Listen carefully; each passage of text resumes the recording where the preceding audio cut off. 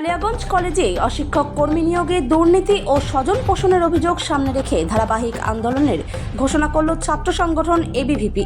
আন্দোলনের পাশাপাশি অবৈধ এই নিয়োগ প্রক্রিয়া বাতিলের জন্য আইনি পথে লড়াই চালাতে তথ্য জানার অধিকার আইনে বুধবার কালিয়াগঞ্জ কলেজের জনতথ্য আধিকারিকের কাছে চিঠি দিল এবিভিপির কেন্দ্রীয় কার্য সমিতির সদস্য শুভব্রত অধিকারী।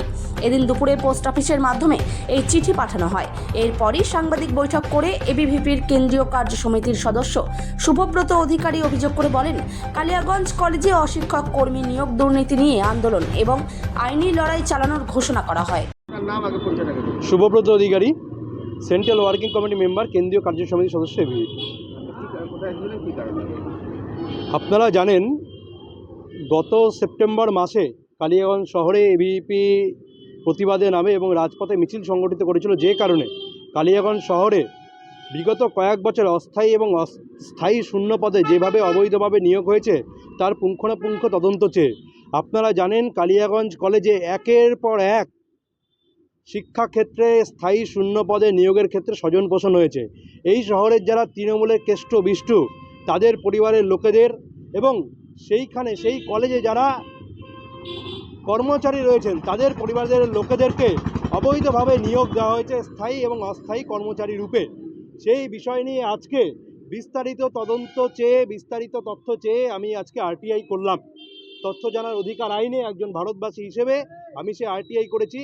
পীযূষকান্তি দাস কালিয়াগঞ্জ কলেজের অধ্যক্ষ থাকার সময়ে কতগুলি শূন্য পদে নিয়োগ হয়েছে, কিভাবে নিয়োগ হয়েছে, তার নিয়োগ পদ্ধতি কী ছিল, তার আবেদনকারী কারা ছিল, তার জন্য কোনো বিজ্ঞপ্তি জারি হয়েছিল না, বিজ্ঞপ্তি থাকলে তার প্রতিলিপি অর্থাৎ সম্পূর্ণ বিস্তারিত বিবরণ আমি এখানে চেয়েছি। যে কালিয়াগঞ্জ কলেজে পীযূষকান্তি দাস অধ্যক্ষ থাকাকালীন কতগুলো অশিক্ষক এবং গ্রুপদের স্থায়ী পদে নিয়োগ হয়েছে, এই নির্বাচন প্রক্রিয়াসমূহের বিজ্ঞপ্তি, আবেদনের বিজ্ঞপ্তি এবং যোগ্য ব্যক্তিদের নির্বাচনের প্রক্রিয়া, এই প্রক্রিয়াগুলো সম্বন্ধে বিস্তারিত তথ্য ইমেইল বা প্রিন্ট আউটের মাধ্যমে আমি জানতে চেয়েছি। কালিয়াগঞ্জ কলেজে তৃণমূল ছাত্র পরিষদের যারা কর্মী তাদেরকে অস্থায়ীভাবে নিয়োগ করা হয়েছে। উদাহরণস্বরূপ, এইখানকার তৃণমূল ছাত্র পরিষদের নেতা নূর আলম, তিনি অস্থায়ীভাবে সেখানে চাকরি পেয়েছেন। সেই সময়কার তদানীন্তন যিনি অধ্যক্ষ পীযূষকান্তি দাস, তার ভাইজি অরুণিমা দাস এখানে অস্থায়ীভাবে কর্মচারী হিসেবে নিয়োগ করেছেন। যিনি প্রিন্সিপালের ব্যাগ বইতেন তাকে অস্থায়ী থেকে পার্মানেন্ট কর্মচারী অর্থাৎ স্থায়ী কর্মচারী স্থায়ী পদে নিযুক্ত করা হয়েছে। এই যে মেধাবী ছাত্রছাত্রীদের চোখের জলকে বিসর্জন দিয়ে কালিয়াগঞ্জ কলেজে অযোগ্যদেরকে নিযুক্ত করা হচ্ছে, যেভাবে রাজ্য জুড়ে শিক্ষাক্ষেত্রে দুর্নীতি, সেই দুর্নীতির ছোট একটি সংস্করণ আমরা কালিয়াগঞ্জ কলেজে দেখতে পাচ্ছি।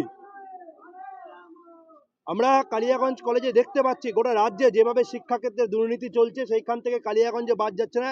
এইখানকার তৃণমূল কংগ্রেসের কর্মচারী যারা রয়েছেন, তৃণমূল কংগ্রেসের যারা নেতা রয়েছেন, তাদের পরিবার, তাদের ঘরণী, তাদেরকে অবৈধভাবে চাকরি দেওয়া হচ্ছে। কালিয়াগঞ্জ কলেজের তৃণমূল কংগ্রেসের সভাপতি রাজীব শাহ, তার স্ত্রী অবৈধভাবে চাকরি পেয়েছেন। এই ঘটনা প্রমাণ করছে রাজ্যের শিক্ষাক্ষেত্রে স্বচ্ছভাবে নিয়োগ নয়, মেধাযুক্ত ছাত্ররা আজকে তাদের চোখের জলে ভাসতে হচ্ছে।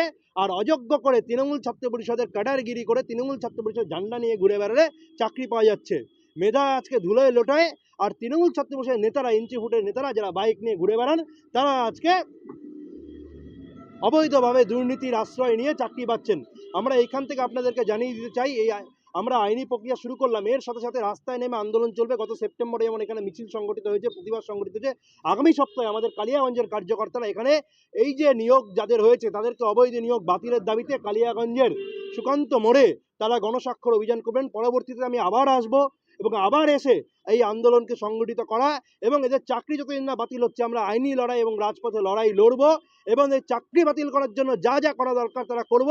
প্রয়োজনে যদি কালিয়াগঞ্জের, এর আগে আপনারা জানেন রায়গঞ্জে অধ্যক্ষের, আমাদের তদানীন্তন অধ্যক্ষ পীযূষকান্তি দাসের ঘর ঘেরাও করতে, বাড়ি ঘেরাও করতে আমরা গিয়েছিলাম। তারা জনসমক্ষে বেরোতে পারবেন না এমন ব্যবস্থা প্রয়োজনে আমরা করব, কিন্তু তাদের চাকরি থেকে ইস্তফা দিতে হবে। তাদের যদি ন্যূনতম আত্মসম্মান বোধ থাকে তারা চাকরি থেকে ইস্তফা দিন এবং যোগ্য ব্যক্তিদের চাকরির সুযোগ করে দিন। বাংলার মাটিতে শুধুমাত্র তৃণমূল কংগ্রেস করার সুবাদে অবৈধভাবে চাকরি দখল করে গরিব ছাত্রছাত্রী যারা চোখের জলে, যারা চোখের জলে যাদের মেধা ভেসে যাচ্ছে, যারা মেধা নিয়ে পড়াশোনা করছে, মেধাবী ছাত্রদের কোনোভাবে বঞ্চিত করা চলবে না। মেধাবী ছাত্রছাত্রীদেরকে মেধার ভিত্তিতে সুযোগ দিতে হবে। তৃণমূল ছাত্র পরিষদকে ক্যাম্পাস থেকে ক্ষমতাচ্যুত করার লক্ষ্যে এবং এই যারা চাকরি পেয়েছে তাদের চাকরি বাতিল করার লক্ষ্যে আমাদের এই আইনি প্রক্রিয়া এবং রাস্তায় লড়াই দুটোই চলবে। বলছিলাম